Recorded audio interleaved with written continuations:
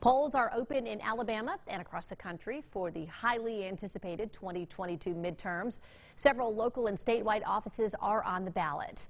News 5's Chad Petrie is live in Midtown Mobile at the VIA Senior Center polling place with a look at the turnout. Good morning to you, Chad. How's it looking out there today?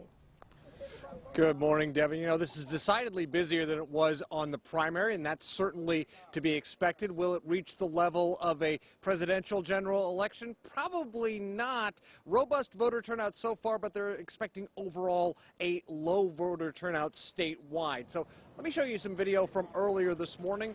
A fairly long line of more than 36 people were standing on the sidewalk at the VIA Senior Center when polls were opened at 7. You know, the sliding glass doors in the rear entrance weren't locked, so a poll worker had to watch her phone clock and then shout to the crowd that voting was officially underway at the stroke of 7. Now, one thing political strategist Jonathan Gray pointed out when I talked to him yesterday is that when there's a low voter turnout, it gives more weight to the individual voters who decide to show up.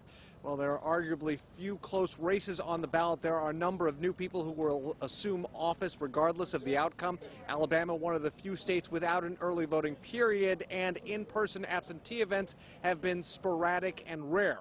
Election day still a big deal as people have now only about 10 hours to get to their particular polling location before the close of the day. People who show up for the midterm elections generally are regular, motivated voters. The ones I spoke with say they show up to vote no matter how small the election may be. Turnout here at the Senior Center itself has been all right. They said they had more than 260 people check in just in the first hour of voting as the polls are opened. Again, another about 10 hours to go before polls close. Reporting live in Midtown Mobile, Chad Petrie, WKRG News 5.